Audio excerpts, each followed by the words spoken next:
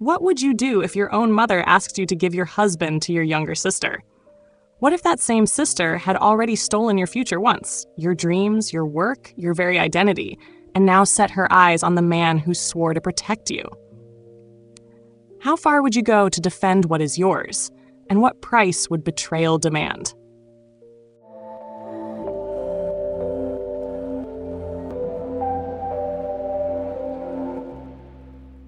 The broken arm at dawn. I remember the sound before I remember the sight. A crack so sharp it seemed to split the air itself. For a moment I thought a window had shattered, or that lightning had struck the house. But no, it was my sister's arm. My husband had snapped it like a dry twig. Her scream came next, high-pitched and ragged, tearing through the walls of our quiet home. She fell to the floor, clutching her elbow, her face pale with shock. In that moment, even I was frozen. I had never seen pain carve itself across her features quite like that. Most people hearing this story would recoil. A husband breaking the arm of his wife's sister? They'd call him a monster. They'd call me insane for staying with him. But what they don't know is that this wasn't a crime of passion. It was a declaration, a warning, a promise that no one, especially not my sister, would ever come between us. Linda had wrapped herself in a silk robe, bare feet padding across the floor, and slipped her arms around Stephen's waist as if she owned him. She was testing boundaries the way she always did. From the day she was born, she was handed everything: my mother's affection, my toys, even my clothes. And when that wasn't enough, she took more. She took my drawings once, the ones that could have carried me to a new life, to a university overseas where my name would have meant something. She stole them without shame and walked into a future that should have been mine. So no, I didn't feel pity when she lay on the floor sobbing that morning. I felt recognition. Recognition that the world I had known was already upside down, and that the rules other families lived by did not apply here. What shocked me wasn't Stephen's violence, but the fact that I wasn't shocked at all. Do you know what it means to be raised on scraps of affection? To grow up watching your younger sibling be adored while you are told you're too stubborn, too plain, too ungrateful? I was clothed in hand-me-downs from neighbors while Linda was given brand new dresses. I was scolded for every small mistake while she was praised for every petty triumph. By the time we were grown, it no longer surprised me when my mother whispered, "Emma, you should be more considerate. Give what you have to your sister. That's what an elder sister does." But giving away a husband? That was new. That was audacious even for her. That night, at a family dinner meant to celebrate nothing in particular, my mother turned to me with a glass of wine in her hand and said words that still echo in my bones. "Stephen is excellent, but he doesn't match you. Why don't you let Linda have him? She's beautiful, lively. The two of them would make a better pair." I laughed, not because it was funny, but because it was grotesque. Laughter was the only shield I had left. Across the table, Linda's eyes glimmered with hunger, the same way they had when she first reached for my portfolio. That look said she had already made up her mind. My husband was simply the next thing she would take. Stephen was in the kitchen at that moment, making me a cup of brown sugar water because I was cramping and pale. He did it without a word, without complaint, because that was who he was with me. Tender in ways the world would never believe. But when he returned to the dining room, the atmosphere shifted. My mother fell silent, Linda lowered her gaze, and I felt the strange calm that always came before a storm. He set the cup in front of me, blew gently on the steam, and held it to my lips, in front of everyone. My mother pursed her lips. Linda smiled too sweetly. "Brother-in-law, you're so attentive. I really envy my sister. Could you make me a cup as well? I'm on my period, too." I wanted to crawl out of my own skin. The words were saccharine, but the intent was poison. She wanted to blur the lines, to make intimacy look interchangeable. But Stephen's laugh was colder than winter. "Are your hands broken? Make it yourself. Emma is my wife. What are you?" The silence that followed was heavy enough to crush the room. Linda's smile cracked, her cheeks flushed with humiliation. She covered her mouth and fled, the sound of her retreat echoing down the hallway. And yet, I knew she wouldn't stop. She never did. People often ask me why I stayed quiet all those years, why I didn't scream when she stole my designs, why I didn't demand justice when my mother called me ungrateful, why I endured the hand-me-downs and the insults. The truth? I thought endurance was strength. I thought silence would protect me. But silence is fertile soil for thieves. It lets them plant their lies and reap your life. That morning, when Stephen broke her arm, something inside me cracked too. Not bone, but belief. Belief that I could stay neutral, that I could keep peace by keeping quiet. No more. That sound, the sound of her scream, wasn't just the start of her pain. It was the start of my awakening. And so if you're listening, ask yourself, what would you do if the person you trusted most tried to take the very center of your life? Would you forgive them? Would you surrender? Or would you finally, after years of silence, fight back? Because that's what this is. Not just a story about a broken arm. It's about the fracture lines that run through families, invisible until pressure makes them snap. It's about the moment when loyalty, envy, love, and betrayal collide so violently that there is no going back. That night, as I lay in bed listening to Linda whimper in her room down the hall, I knew something I had never dared admit before. She wasn't finished. She would try again. And the next time, she wouldn't be reaching for a hug in a robe. She'd be reaching for the life I had built with my own hands. What she didn't understand was that I wasn't the same girl she had stolen from years ago. I had learned something she hadn't. When the world denies you love, you build armor out of the little you have. And when someone tries to break through, they find not a victim but steel. This was only the beginning. The game of designs. The dinner that followed should have been ordinary. A family gathered around a polished oak table, laughter forced into the air like smoke from a damp fire. Yet I remember the silence more than the sound. The kind of silence that presses on your skin, making every word heavier than it should be. My mother lifted her glass, eyes sharp though her lips wore a smile. She turned to me as if she were bestowing a gift. "Emma," she said, "Stephen is excellent, but he doesn't truly match you. Why don't you let Linda have him? She's young, lively, beautiful. They'd make a better pair." Have you ever been told you should surrender the person you love as if he were no more than a piece of furniture, something to be handed down? Have you ever heard betrayal dressed up as kindness, as though losing what you fought for was an act of generosity? In that moment, I laughed. What else could I do? Anger would have given her power. Tears would have given Linda satisfaction. Laughter was my only defense, brittle though it was. Linda's eyes found mine across the table. That look? I had seen it before. It was the look she wore the day she stole my designs, the look of someone who already believes victory belongs to them. Her lips curved in a small, knowing smile, and in that silent exchange I understood the truth. She had already decided my husband was hers to claim. Stephen returned from the kitchen carrying a simple cup of brown sugar water he had made for me. It was an act so tender, so ordinary, that it might have gone unnoticed in any other family. But here, it was dynamite dropped into a room of whispers. He set it before me, blew gently on the steam, and pressed it to my lips in full view of everyone. My mother's expression soured. Linda leaned back in her chair with an exaggerated sigh. "How wonderful," she said sweetly. "Brother-in-law, you're so attentive. I'm envious. Perhaps you could make me a cup too. I'm on my period as well." The air froze. Her words dripped with innocence, but the intent behind them was venom. It was a line she thought she could blur. If he cared for me, why not her? If he could be tender to his wife, why not his sister-in-law? She wanted to recast intimacy as something transferable, negotiable, hers for the taking. But Stephen's reply was colder than ice. "Are your hands broken? Make it yourself. Emma is my wife. What are you?" Linda's cheeks flushed scarlet, and in the heavy silence that followed, she fled the room. For most, humiliation would have been enough to end the game. But I knew better. For Linda, shame was not an ending. It was fuel. Days later, she reappeared in another form, this time walking confidently into Stephen's firm, as if it belonged to her. She had been granted an internship, not through merit, but through Stephen's cool agreement, an invitation he extended with the neutrality of a man laying a trap.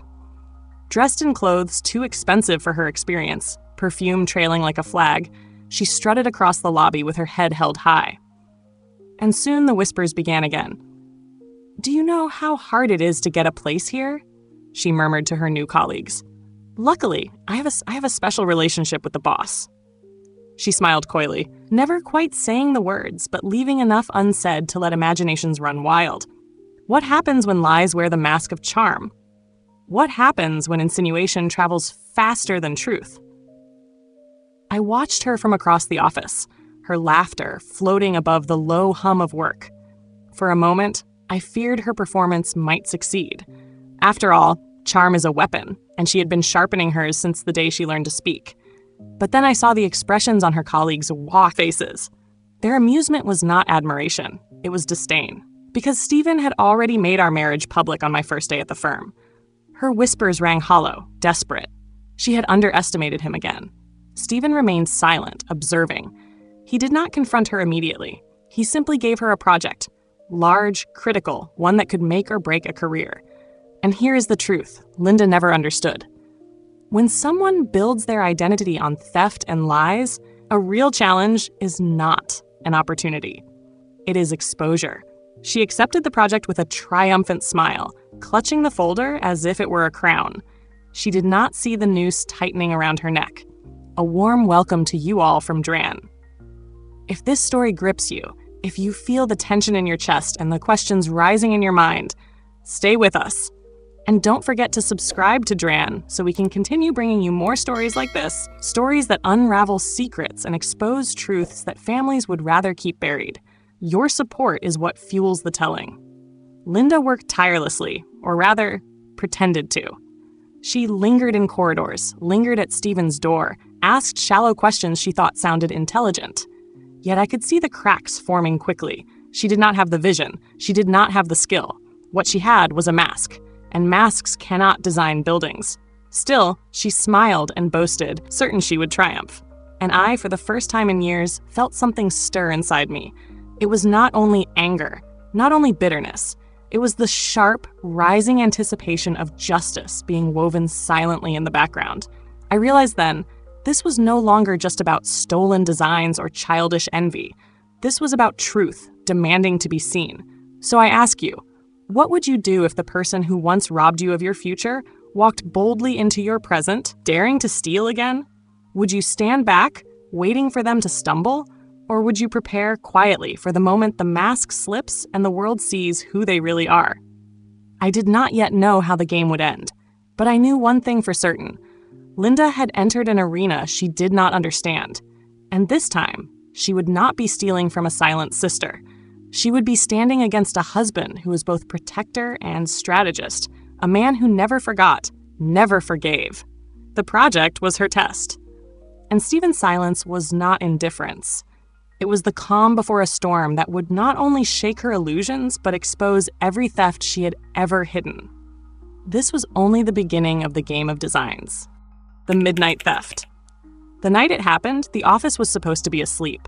The city outside was hushed, only the faint hum of neon and the echo of distant traffic breaking the silence. I had stayed late, lost in my work, the glow of my desk lamp stretching shadows long across the glass walls. That's when I heard it. A door creaking softly, footsteps careful, measured, almost rehearsed. What would you do if you knew the enemy you feared most was in the same room? Creeping towards what you had built with your own hands? Would you confront them head on, or would you hide, letting them hang themselves with their own rope? Through the glass, I saw her. Linda.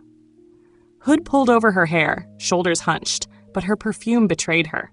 Sweet, heavy, the kind of scent that lingers even after she leaves. She walked with a purpose I recognized, the same stride she used when she stole my designs years ago, confident, entitled, certain she would not be caught. She paused at my desk. Her hand trembled slightly as she slid a flash drive into the port. I could almost hear the heartbeat in her fingertips. The screen lit up, files transferring. She wasn't just backing them up, she was replacing them, overwriting final drafts with broken versions that would unravel everything in front of clients. She thought she was clever, unseen. She thought history could repeat itself. But what she didn't know was that history had already been rewritten. The cameras blinked red in the corners, quiet witnesses. Access logs ticked each second of her intrusion. And behind the shadow of a bookshelf stood Camille, our compliance officer, her posture straight as a blade. I held my breath, watching, waiting. Would Linda walk away smug again? Or would the trap finally close? Camille stepped forward, her voice calm but firm. "Miss Wilson, hand over the drive." Linda spun, eyes wide. For a split second, I saw something raw on her face. Not arrogance, not rage, but relief. Relief at being caught, as though living in deception had exhausted her. But then the mask slipped back. She tried a smile. I was just backing up the files for safety. Nothing more. Camille didn't flinch. She held out a clear evidence bag, pen poised. "Place it here. Sign the receipt." And that's when it hit me. Linda wasn't only fighting me. She was fighting reality itself. The harder she struggled, the tighter the net became. Stephen emerged last. He looked as if he'd been asleep in his office chair, though I knew he hadn't closed his eyes once. His voice was level, stripped of emotion. "Go home. There will be a meeting in the morning." Linda opened her mouth, perhaps to plead, perhaps to accuse. But something in his tone silenced her. She lowered her eyes, clutching the remnants of her pride, and left without another word. "Tell me, what do you call a silence heavier than words, more brutal than shouting?" That was the silence she carried out the door. The next morning, she arrived with my mother at her side. They swept into the glass conference room like storm clouds, faces streaked with practiced sorrow. My mother's voice quivered with false despair. She made a mistake because she was desperate for recognition. She's young, jealous of her older sister. You can forgive this, can't you? Forgiveness. Always that word. Always demanded from me, never from Linda. I stayed still, my fingers pressed to a folder of evidence, waiting. Stephen did not sit. He gestured to Camille, who laid everything bare. Security footage of Linda slipping through the office at night, access logs matching her ID, the altered files, the timestamps, the metadata that didn't lie. My mother's face crumpled, but only for a second. Then she turned on me, her voice sharp. "This is Emma's doing. She has always been jealous of her sister's beauty. She put you up to this. She's the true snake." What do you do when the person meant to protect you paints you as the villain? Do you fight back with fury, or do you let the truth stand taller than the lies? I slid my folder across the table. Inside were copies of my teenage sketches, each page dated, signed in the curl of my old handwriting. There were scans from the registrar, proof that my work had vanished from my hands only to reappear under Linda's name. There were even emails, forgotten until recently, bearing her words, her claims of authorship. Linda's hands trembled as she flipped through them. Her lawyer shifted uneasily, eyes darting between the pages. Stephen's voice cut through the tension, calm as steel. "Professor Hale remembers your portfolio. He remembers how suddenly your style changed. He questioned it at the time." The silence that followed was a storm held at bay. One of the board members, a woman who had clawed her way up from the ground, closed her eyes as if recalling her own past wounds. When she spoke, her words were merciless. "Miss Wilson, this company cannot trust you with even a screensaver, much less a client. You will leave now." Security stood at the door. My mother rose in fury, knocking a pen to the floor. "Ungrateful child," she spat at me. "You ruin your own sister to feel powerful. You'll regret this." But regret was already hers. As they were escorted out, I felt the air shift. The room exhaled, as if freed from years of poison. Stephen reached across the table, his fingers brushing mine. Not possession this time, but anchor. He whispered only one thing. "This is not the end. The real reckoning hasn't even begun." And he was right, because what Linda still didn't know was that the evidence stretched beyond this company, beyond this building. The drawings she had stolen years ago had left footprints, and we had followed every one. So I ask you, how far would you go to reclaim the life that was stolen from you? Would you stop at exposing a lie? Or would you press forward, tearing down every mask until even the world that believed her can no longer look away? Linda thought she had survived humiliation. She thought she had survived exposure. But the truth was merciless. And the next trial waiting for her was not in a company boardroom. It was at the very university that had once crowned her with stolen laurels. The night she tried to erase me a second time was the same night she began erasing herself. She just didn't know it yet. The trial of truth. The morning of the hearing carried the weight of a storm. The sky was heavy, the air thick, and every step I took toward the university felt like going deeper into a battlefield where I had once been defeated. My hands trembled, not from weakness, but from the memory of what had been stolen from me. The hallways were lined with framed portraits of smiling graduates, faces frozen in triumph. Each smile was a reminder of what I might have had, what Linda had taken. And now, at last, the institution that had crowned her was being forced to decide whether the crown belonged to her at all. We entered the conference room. The walls were stone, tall windows casting gray light across a long, polished table. At one end sat 3 administrators and an external professor, their expressions neutral, almost too neutral, the way people look when they are preparing to pass judgment.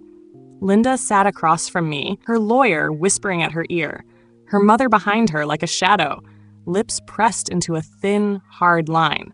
My husband Stephen sat on one side of me, steady as stone, Camille on the other, quiet, sharp, her documents stacked with precision.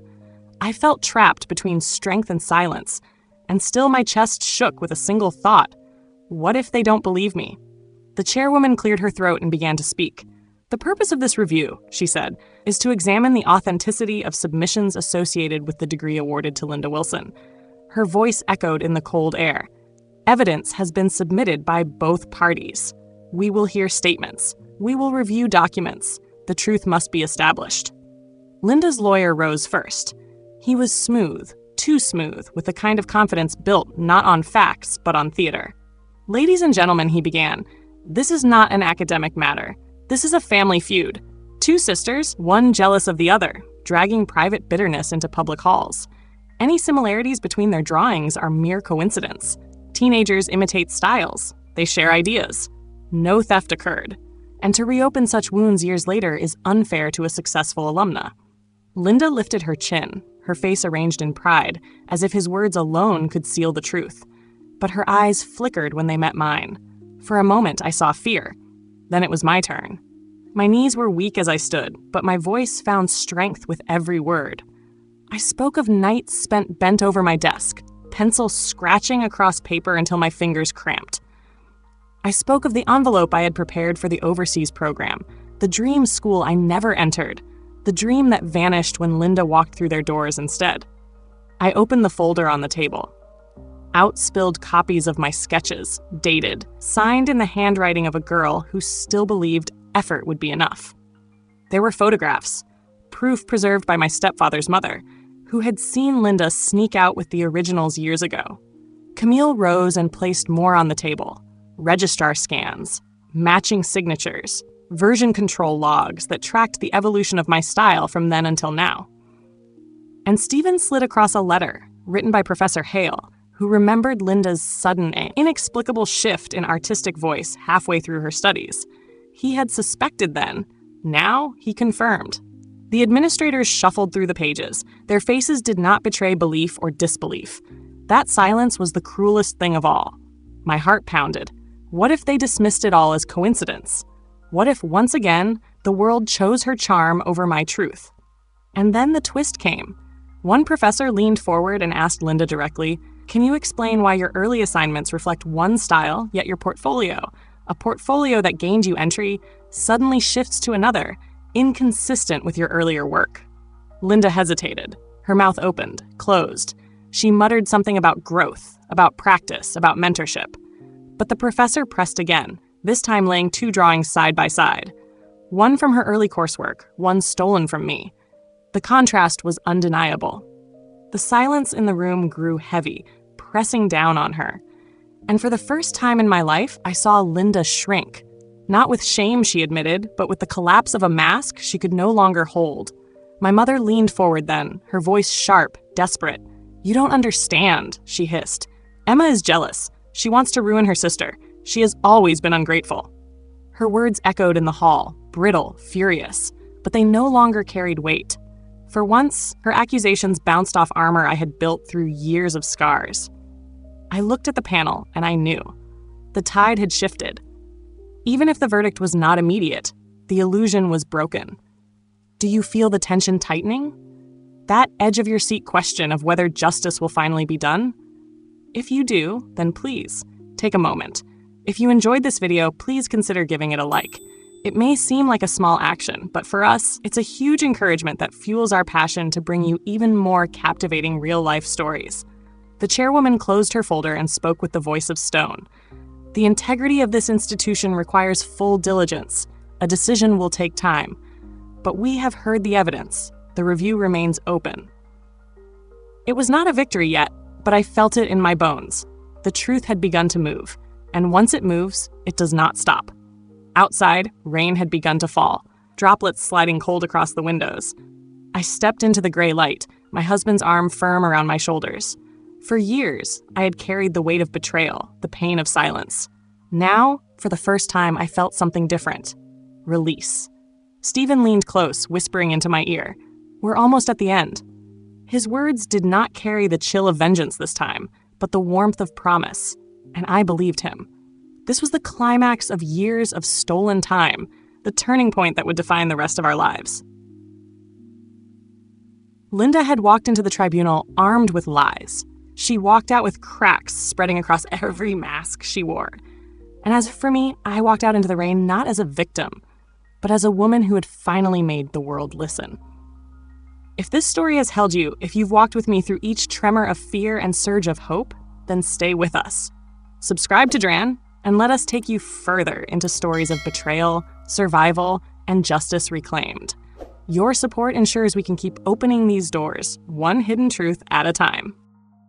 The House of Light. The day of the opening felt unreal.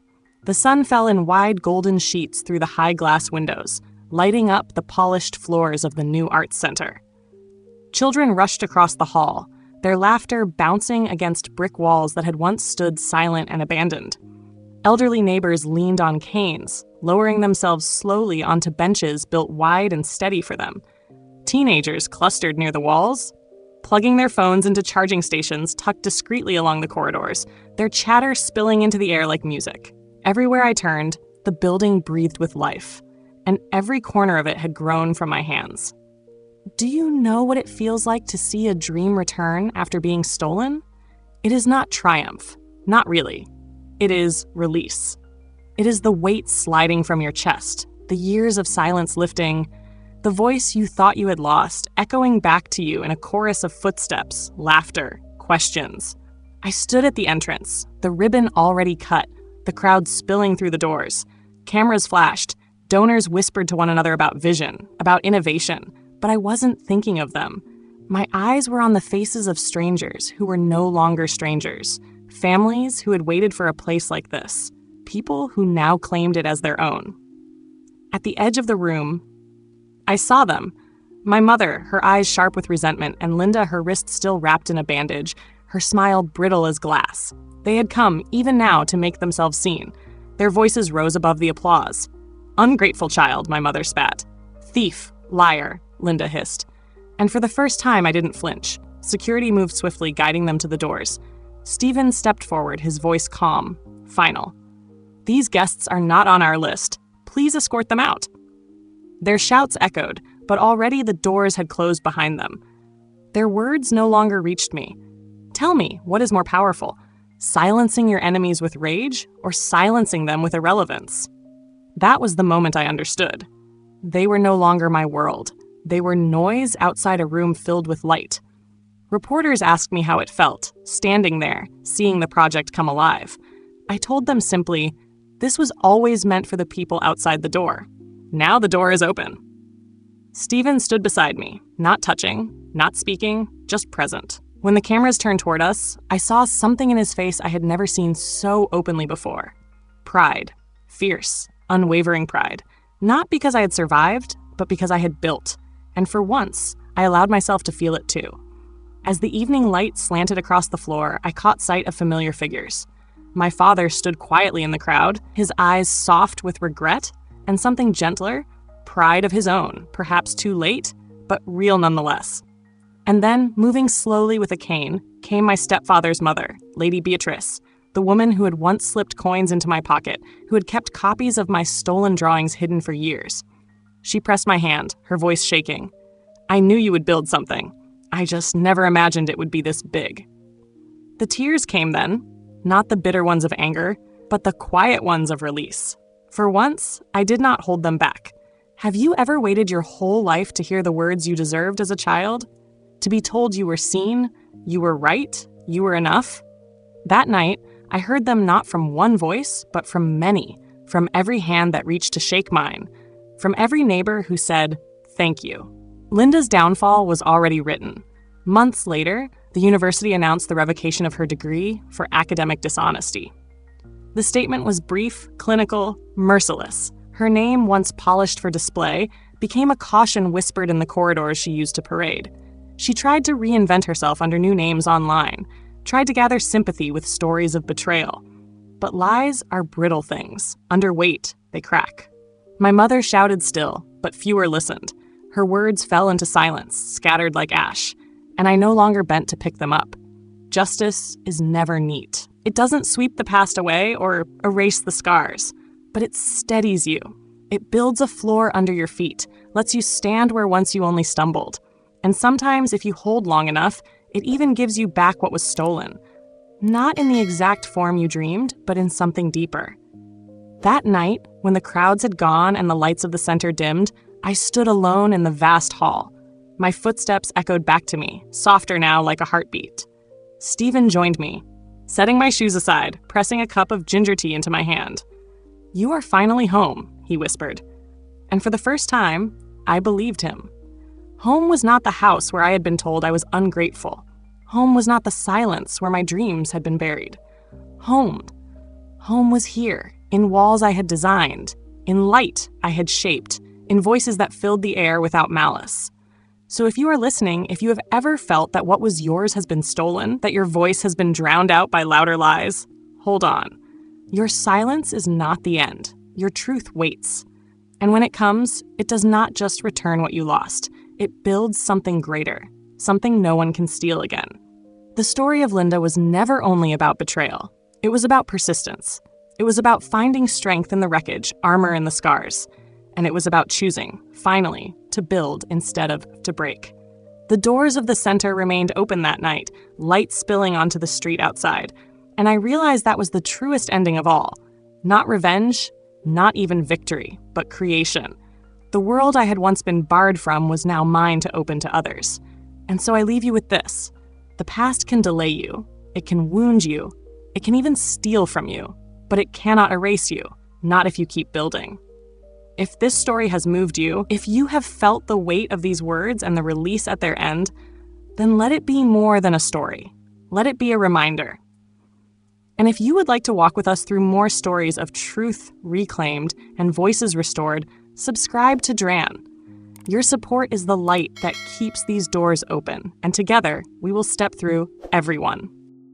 When I look back on everything that unfolded, the broken arm, the stolen dreams, the tribunal, and finally the opening of the Arts Center, what lingers most is not the pain, but the transformation.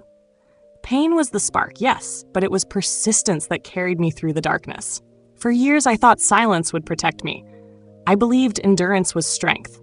But silence is fertile ground for lies, and endurance without action only gives power to those who take. What changed my story was not vengeance, not even Stephen's fierce protection, but the moment I chose to step forward, to place my truth on the table, and to stop letting others define me. The downfall of Linda was dramatic, but the true victory was quieter. It was in the sound of children's laughter echoing in a hall I designed. It was in the proud handshake of a neighbor who said thank you. It was in the moment I realized that justice is not about destroying others. It is about building a life no one can take from you again. That is the lesson I hope you carry with you. Betrayal may delay you, but it cannot erase you. No matter how deep the wound, your truth, your work, and your resilience can rebuild something even greater than what was stolen. So how do we bring this lesson into our own lives? First, never confuse silence with peace. Speak when you must. Defend what matters. Second, remember that endurance is not enough. Channel it into creation. Let your scars fuel the work of your hands and the shape of your future. And finally, understand that revenge may taste sharp for a moment, but justice, true justice, comes from building something lasting, something that outlives the noise of those who tried to take it away. If you are in the middle of your storm, hold on. If you have been betrayed, let that betrayal become the foundation of your strength. What is yours can return, not always in the way you imagined, but often in ways far greater. If this story has touched you, I warmly invite you to join the Dran community, where we continue to explore real stories of resilience, betrayal, and the pursuit of truth. Together, we can share, learn, and grow stronger. And if you haven't already, please subscribe to Dran. It may seem like a simple click, but for us, it is the encouragement that keeps us bringing you more powerful, captivating stories. Stay with us. The best is yet to come.